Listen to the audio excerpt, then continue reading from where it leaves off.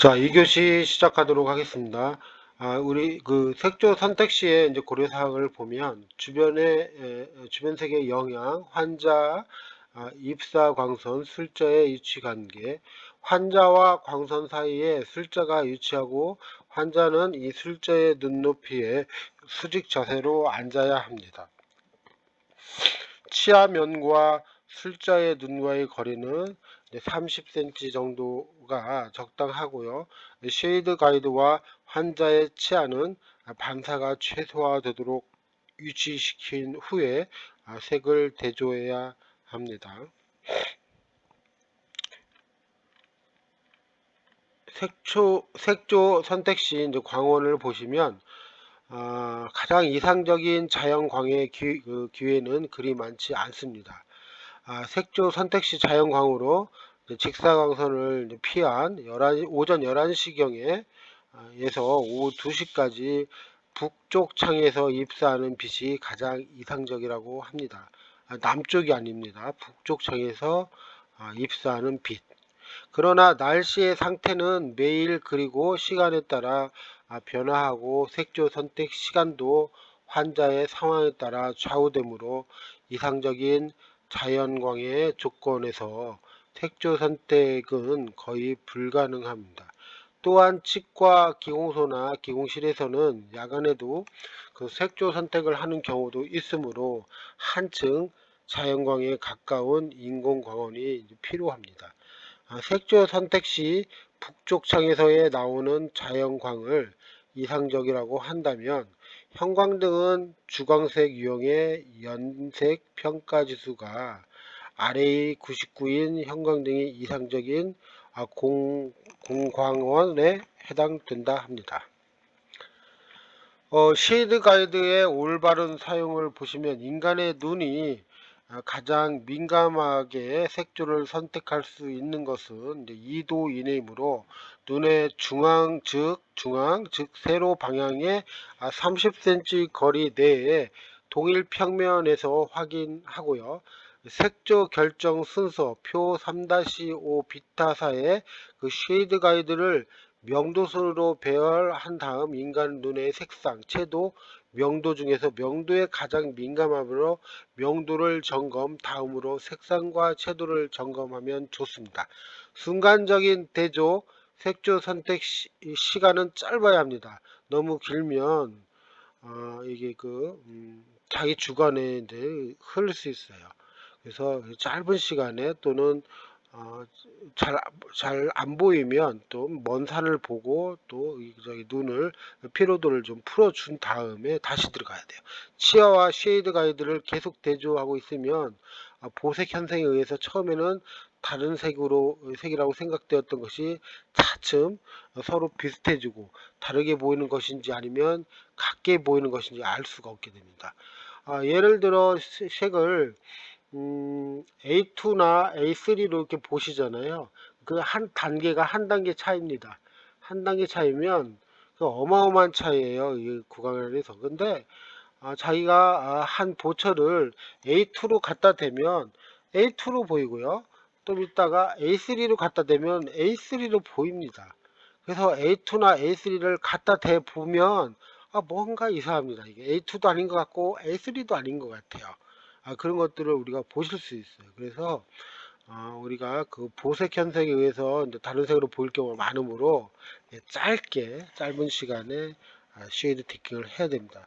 눈의 색조 수능성 조절, 색조 선택은 5초 이내에 행하는 것이 바람직하지만 실제 임상에서는 순간적으로 색조를 판단할 수 없는 것도 있습니다. 이러한 경우 청색 종이로 눈을 옮겨 피로를 완화시킨 후 다시 색조를 선택하면 눈의 피로와 생리적인 잔상을 없앨 수 있습니다. 사진 자료는 요즘 카톡 핸드폰의 화소도 좋아져서 핸드폰으로 찍고 또 카톡으로 보내면 굉장히 우리가 많은 정보를 활용할 수 있습니다. 예전에는 그런 게 많이 활용이 되지 않았어요. 그래서 정말 가까운 치과나 먼 치과도 꼭 술자가 우리 내비에서 와서 봐달라고 그렇게 많이 요구했습니다. 그래 쉐이드 보러 갔다가 오면 하루 종일 오면 일 하나도 못해요. 일을 하나도 못해서 정말 굉장히 어렵습니다. 근데 여러분, 여러분도 그 색에 대해서 기공사지만 이 색을 잘 보는 사람이 있고 색을 전혀 못 보는 그런 기사들도 많아요. 그거는 이제 그만큼 여기에 대한 기술이 없는 거예요.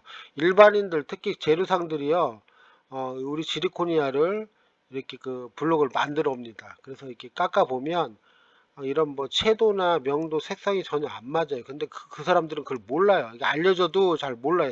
본인들은 왜 똑같은데 왜 그러시냐고 그래요. 근데 우리가 보는 관점은 정말 많은 차이가 나는데도 그분들은 모릅니다. 그렇게 일반인들은 이제 색에 대해서 잘 모를 수가 있어요. 그래서 치과에서 치과 의사나 치과 위생사는 벌써 다릅니다. 이게 과목이 달라요. 우리가 하고 있는 같은 치아라는 주제로 이제 공부를 하지만 전혀 달라요. 다르기 때문에 우리가 보철에 대해서는 정말 우리가 치과 의사 선생님들이 이제 뭐 6년제지만 우리가 3년 4년이 그분들보다 더 많은 이 보철에 대해서 공부를 하고 있습니다. 실제로 그래요. 그렇기 때문에 이건 뭐 다른 것을 떠나서 우리가 그 보철에 대해서는 정말 자신감을 가지고 여러분들이 그 행동에 옮겨 주셔야 돼요. 여러분들이 하는 이런 기술이 이런 행위가 정말 중요하다는 것을 여러분들이 인식해 줬으면 좋겠어요. 그냥 뭐 덴처 배열하고 뭐 틀니 만드는데 뚝딱 이거 뭐 별거 아니에요 이렇게 치부하는 경우가 우리 기공사 선생님들이 많이 있는데 절대 그러시면 안 됩니다. 다른 업종의 사람들이 우리 기술을 굉장히 부러워하고 그렇잖아요. 이게 생각해 보십시오. 여러분이 기공사가 아니고 다른 업무에 만약에 있었다면 거기에 계신 분들이 오기도 하지만 정말 보철 틀니를 그냥 뚝딱하고 만든다 이거예요. 그렇지만 그 뚝딱이 생각해 보세요, 여러분. 인공치의 배열, 이제 큐어링, 그리고 설계, 입안에 들어가잖아요. 그 연한 잇몸 조직에 안착이 돼서 우리가 저작압이 이제 80kg, 예전으로 말하면 쌀 한 가마니의 수직적인 힘을 이제 받치고 있는데 그 연한 잇몸에 그런 저작압을 우리가 분산시키고 또 잇몸에서 유지하고 지지하는 그런 역할을 한다는 걸 그런 보철을 만든다고 생각해 보세요, 여러분. 대단합니다. 대단한 거고요. 거기에 대해 우리가 자존감을 잃지 않았으면 좋겠습니다. 그래서 자존감이란 그만큼 일을 하면서 여러분들이 그런 기술력의 대가를 받으셔야 돼요. 받으셔야 돼요. 그걸 그냥 그냥 이렇게 아무 일 아닌 것처럼 그냥 무료 서비스로 해주는 것처럼 하면 절대 안 됩니다. 대가를 받으셔야 돼. 아시죠, 여러분? 제가 누누이 얘기하지만 요즘은 여러분들 현관키 하나를 고장이 나서 전화를 하면 이제 출장비가 얼마고 또 만약에 그걸 갈았을 때 그 비용은 얼마입니다. 맞잖아요. 근데 우리 기공사는 그런 게 너무 없는 것 같아요. 자기 기술에 대한 중요성, 그런 대가성이 너무 없어서 안타깝습니다. 자, 제가 음, 음, 뭘 하다가 여기 갔는데 자,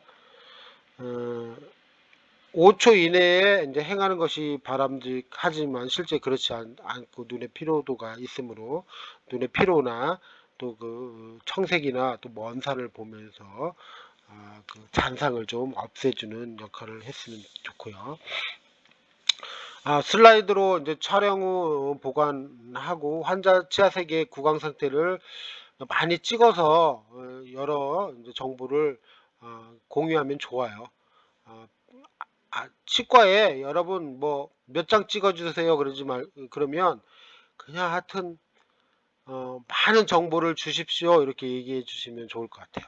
동일한 광원, 빛과 색의 관계에 있어 조건 등 색의 특성, 즉 동일한 물체의 색이 서로 다른 광원 아래에서는 다른 색으로 나타나는 현상이므로 치료실과 치과 기공실의 조명이 동일해야 이게 딱 다르죠. 여러분 치아를 한 사람들은 그 심미적인 그 도제를 포세를 한 사람들은 그 화장실 거울 다르고요.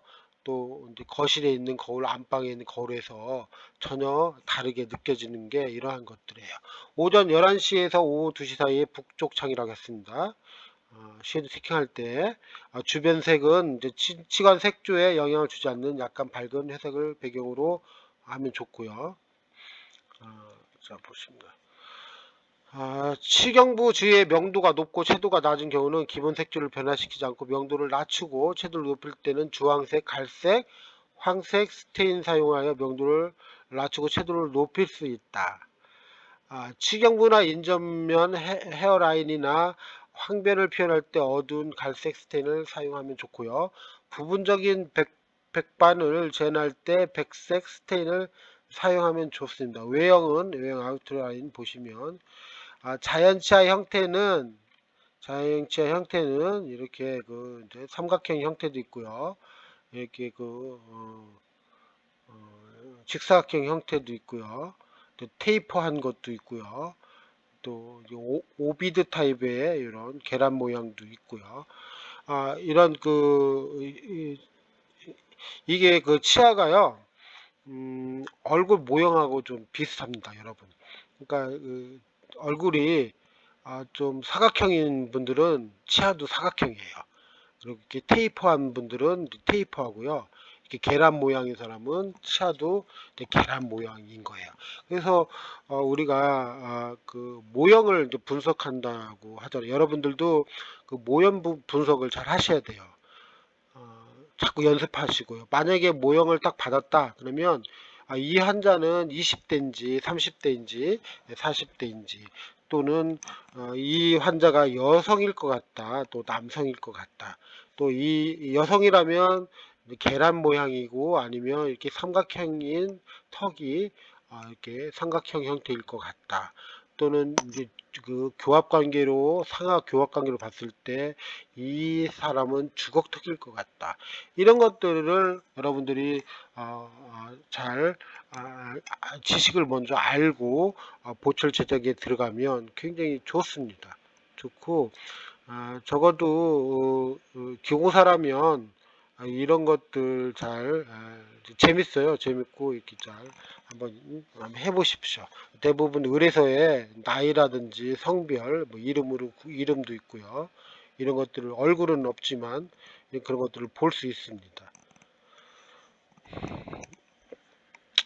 이렇게 보시면 청년 시야는 좀 이렇게 건강하죠. 노인으로 갈수록 좀 마모되고요. 이렇게 볼 수가 있습니다. 이런 발입구도 좀 노인들은 좀 밋밋하고요.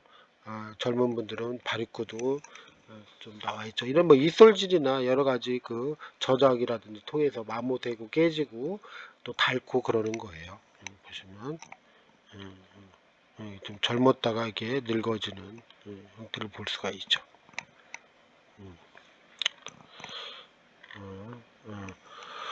넓은 치관을 이제 좁게 보이게 하고 좁게 보이는 것을 이제 넓게 하는 것들이 우리 이제 기공사들이 테크닉인데요. 수직적인 면을 이제 강조하면 바리큐를 서로 근접하게 형성하고 근원심 절달각을 둥글게 둔각으로 형성하고 치경 융선의 망곡이 완만하면 치관은 넓게 보이고 망곡이 급하게 하면 이제 치관이 좁게 보이죠. 이렇게 보시면 같은 공간이지만 아니 이게 보시면 이제 B가 넓게 보이는 거죠. A보다 같은 길이의 사이즈에서 이렇게 면을 펼쳐 놓으면 그리고 이렇게 엇갈려 놓으면 좁아 보이는 걸 볼 수 있습니다. 치경선을 그 바디 쪽으로 이제 형성하는 걸 이렇게 봅시다. 보면은 치관의 그 중앙 순측엽의 절단면을 이제 삭제하면 절단면이 움푹 들어가게 되어 치관이 짧고 마모된 것처럼 보입니다. 치경 부위를 치근 스테인으로 이제 처리하고요. 엠브레이케이션 라인을 바디 쪽으로 이제 형성하고요. 의치상 레진, 핑크 레진으로 치은을 형성할 수도 있고, 길이가 짧을 때 길게 보이게 하는 경우 순면에서 수직적인 면을 이제 강조하고, 엠브레이케이션 라인을 이제 치은 쪽으로 형성하고, 치은이 퇴축하거나 치조골에 심하게 흡수된 경우는 완성된 치관의 길이도 이게 길어집니다. 길어지면 좀 너무 길면 핑크로 처리를 할 수도 있고요. 표면의 결을 보고 텍스처라고 하죠. 표면의 결. 치관 표면에 형성된 결은 빛을 분산시키는데, 표면의 결을 형성하면 미미한 색조의 차이를 감소시킬 수 있습니다. 도제관 표면의 그 결은 수직적인 선과 수평적인 선을 이용하여 자연 치아보다 좀 더 강하게 표현할 수 있습니다. 보시면 텍스처를 젊은 분들이 좀 텍스처가 있는데요. 이런 것들을 잘 이렇게 표현하면 막 이 텍스처 표현하라고 했더니 그냥 찍찍 막 거칠게 정말 하면 안 하는 게 낫습니다. 이것도 보면 너무 막 이게 그런 거 있죠. 이제 뭐 불규칙적이지만 균형적이게 보이는 것들, 그런 것들을 해야 돼요. 막 지저분하게 그런 거 하면 안 되죠. 지저분하게 하고 그러면. 자, 그러면 다시 또 여기 끝났습니다. 또 17분 그럼 됐는데요. 자, 그러면 이어서 다른 장을 좀 준비하도록 하겠습니다. 다른 장을 준비하도록 하겠습니다. 자, 포세린 퍼네스에 대해서 좀 알아보도록 하겠습니다. 포세린 퍼네스가 여러 종류가 이렇게 있는데요. 보시면 대부분 포세린 퍼네스는 이제 뭐 이렇게 비타 독일 제품도 있고 국산도 있고 포세린 퍼네스가 이렇게 있습니다. 보시면 이렇게 그 진공 상태에서 프레스 되는 것도 있고 일반 저온용과 고온용으로 그러니까 오래된 이런 포세린 퍼네스도 있죠. 네이거 오래된 것 같은데. 그 도제로의 종류에는 머플의 방향에 따라 그 분류되는데요. 그 호리젠탈 머플 타입과 버티컬 머플 타입 용도에 따라 이제 분류하고요. 전부 도제건과 그레이징 전용의 공기 소성 도제로입니다. 도제용 착 주조간, 도제 인레이, 또 라미네이트 베니어를 소성하는 진공 소성 도제로입니다. 국산인데요. 이게 수평적인 게 있고 이렇게 수직적인 게 있고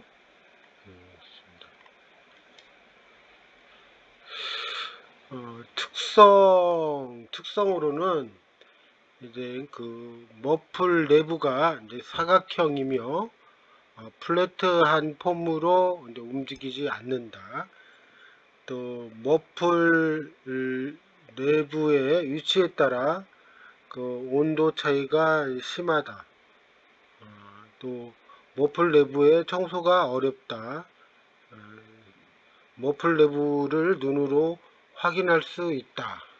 이렇게 보시면 또 머플이 그 원통형이며 플랫한 폼이 움직인다. 이건 또 수직식 도제로 머플이 원통형이며 이제 그 플랫한 폼이 움직인다. 플랫한 폼이 움직이죠. 요게 이제 수직으로 돼서 이제 위아래로 움직여서 이 안에 도가니로로 이제 들어가서 이제 잠기는 거죠. 이건 이제 이 문 열고 이제 수평적으로 이제 가는 거고요.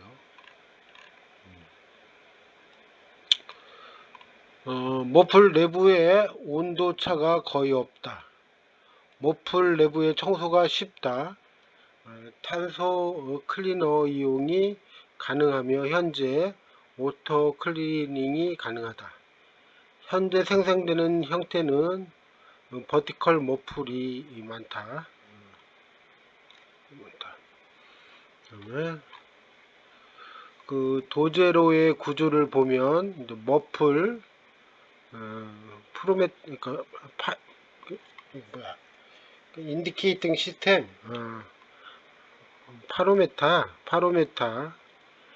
컨트롤 시스템 이 세 부분으로 이제 구분되어 있으며 부속품으로는 이제 버큐움 펌프가 있다. 이렇게 버큐움 펌프가 있고요.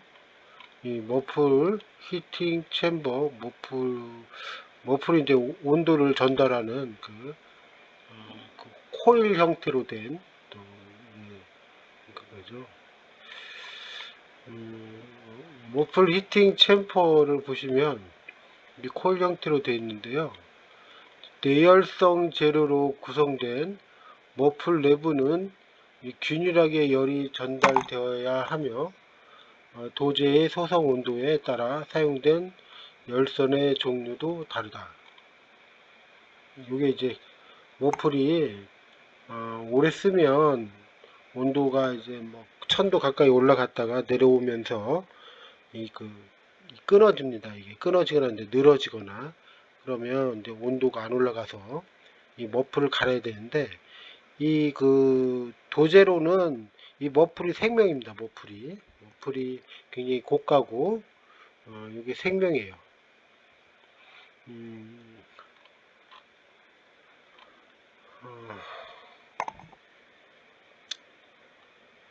파로메타 머플 내부의 온도를 표시하거나 소성 온도를 조정하는 방법에 따라 아날로그 방법과 이제 디지털 방법이 있는데요. 현재는 보통 이 디지털 이런 그 파로메터가 있고요. 이 아날로그 방법은 이렇게 눈금이 이렇게 되어 있습니다. 그래서 이 버튼식으로 되어 있는데 이 버튼을 누를 때 이제 빨리 누른다고 또는 손톱으로 빠르게 작동한다고 누르면 이 판이 전자판인데 이게 망가집니다. 이게 망가져도 이것도 굉장히 비싸더라고요. 또 이것도 뭐 100만원 100여만원 또 되는데 이런 기판도 이렇게 소중히 다뤄야 돼요. 소중히. 컨트롤 시스템 보면 전원을 온 오프 하거나 소성 스케줄을 조정하는 데 사용되며 보통은 디지털화 하거나 컴퓨터화 되어 조작을 간단히 하여 메모리 할 수 있다.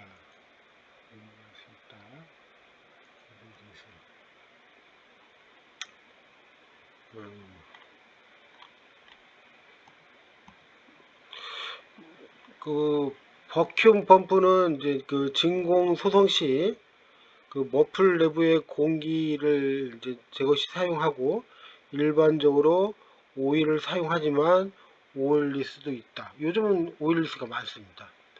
그래서 오일을 집어넣어야 될 것들은 꼭 이제 오일을 집어넣어서 잘 봐야 돼. 안 그러면 늘러붙어 가지고 펌프가 네.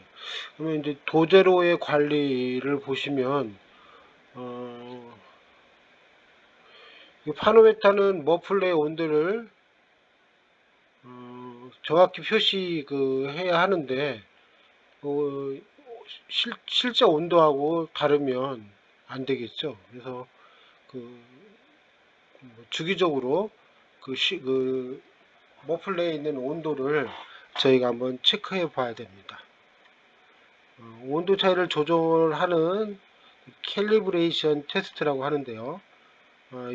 이게 이제 고가다 보니까 1년에 한 번씩 이렇게 또 이런 그 캘리브레이션을 하면 큰 이상은 없습니다. 이게 또 네, 없습니다.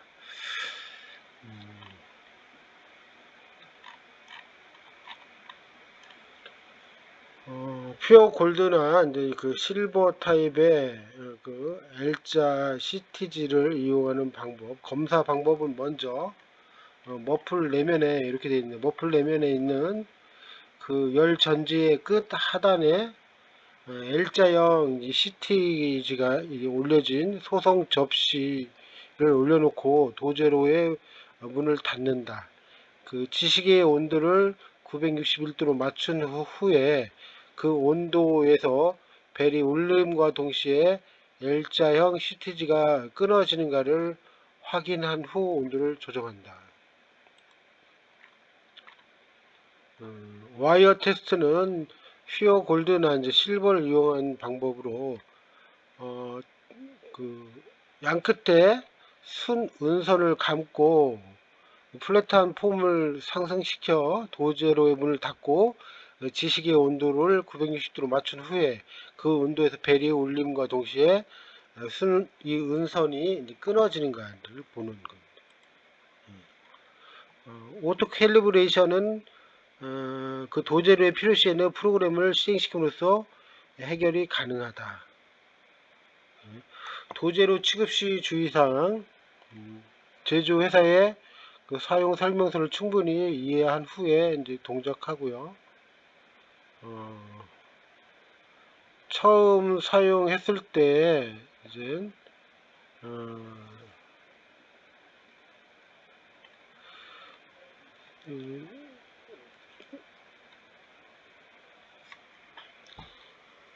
이 도제로가 항상 그 저희가 이제 청결해야 돼요. 청결해 여기 청소를 깨끗이 해야 되고 그 머플이 오염되지 않게 그 불순물을 항상 저희가 같이 태우면 안 돼요. 태우면 안 되고 또 심지어는 뭐 여기다가 뭐 겨울철에 고구마도 이제 구워 먹는 그런 기사들도 예전에 봤는데 이 머플 다 오염되죠. 그렇게 하면 머플 다 오염돼요. 도제로의 선택 조건을 보면 건조 시간이나 소성 개시, 온도, 진공 개시 온도, 그, 온도 상승 속도, 진공 해제 온도, 소성 최고 온도, 계류 시간, 선행 시간 등을 임의대로 바꿀 수 있어야 한다. 조명이나 방수기구가 있어야 하고 원하는 프로그램으로 소성이 진행되지 못하는 이상이 도제로에서 발생하였을 때 기기장치 이상이 있었을 때 도제가 소성되기 전에 플랫폼이 작동으로 내려가면서 소성이 잘못된 것을 방지할 수 있어야 한다. 성능이 좋은 진공 펌프가 있는 도제로를 선택해야 되고 그 진공에 도달하는 시간이 늦거나 또 소성 중에 공기가 흡입된다면 투명감이나 명도 및 채도가 원하는대로 재현될 수 없기 때문에 이런 조건들을 잘 갖춰야 됩니다. 여러분 오늘은 여기까지 하도록 하겠습니다.